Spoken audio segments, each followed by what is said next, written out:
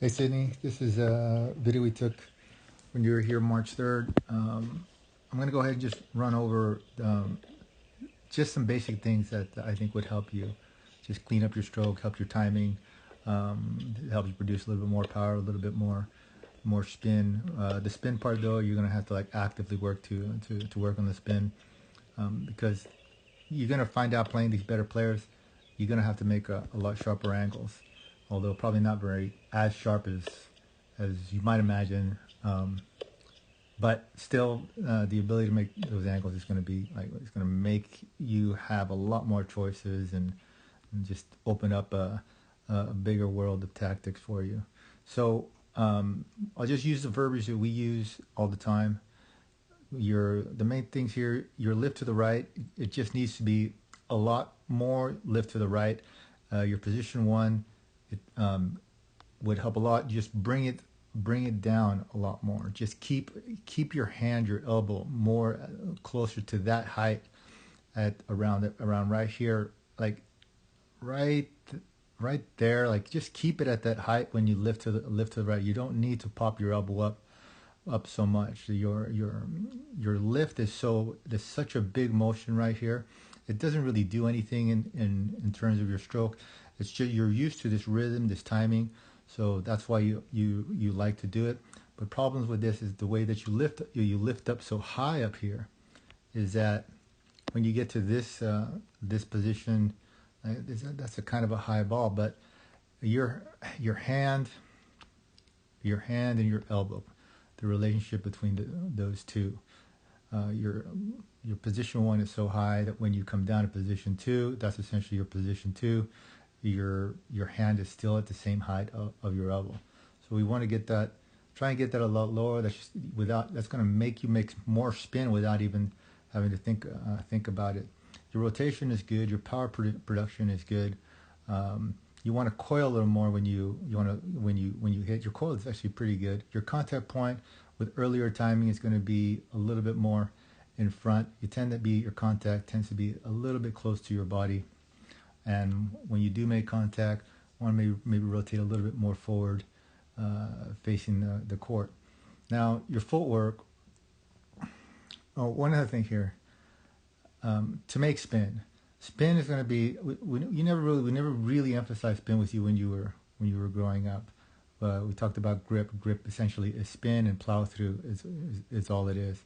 So to make spin, first your lift to the right, the way that your racket is angled here, like it's angled there, and then your upper arm is angled in that direction. Well, the way we want it, I want you to try, is have your arm and your racket facing the same direction. I don't know if that's be able to describe that very well. I can talk to you about that.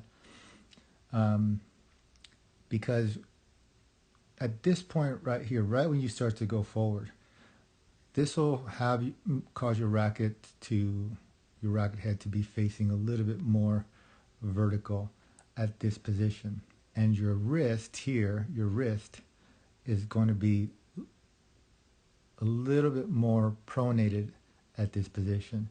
So spin essentially is as at the forward motion, it's called wrist lag, all that crap. It's just an exaggerated supination of your forearm, your two bones, your forearm muscle, just your forearm muscles and your bones. They're just quickly supinating because of the forward thrusting of your racket.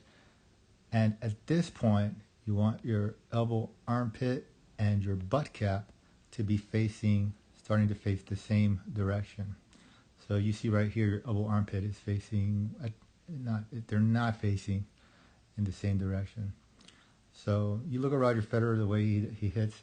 A lot of players these days, they're doing it. They're really supinating a ton in the elbow, armpit. It'll be very uncomfortable for you to do. Whether or not you can do it is something you have to, you can play with and try. But that's a little harder for you to probably take a little more time for you to develop. But your footwork. You want to go ahead and try, and you do a lot of your stuff neutral stance, and that's okay for power, but like you're doing a pretty good job here, semi-open stance. But you get caught on these neutral stance shots sometimes that you don't need to. When you move forward, of course, you're going to have a neutral stance more than likely, but just rallying like that ball right there. Oh no, that was okay. You're going to be moving forward like that, but let's see, like right here, just a very generic rally ball, and your left foot is going, you're essentially hitting a closed stance. Try to just concentrate on, like, right before you swing, that your weight is on your back foot no matter what. And right now you step before your swing. Don't do that. Just wait. And you can practice this in short tennis. As you do short tennis, hold the weight on your right foot no matter what your left foot is doing. Hold the weight on your right foot. As you begin to swing forward, then you can transfer your weight if you transfer it at all. This will help a lot more for power rotation, transfer of power from the ground up into your racket. It's kind of like throwing a punch. You push into the ground. Your right foot pushes the ground. You thrust upwards with your arm. It's going to be a lot more powerful. So I would say just try and work on your lift to the right. Do a lot of your reacting a lot quicker.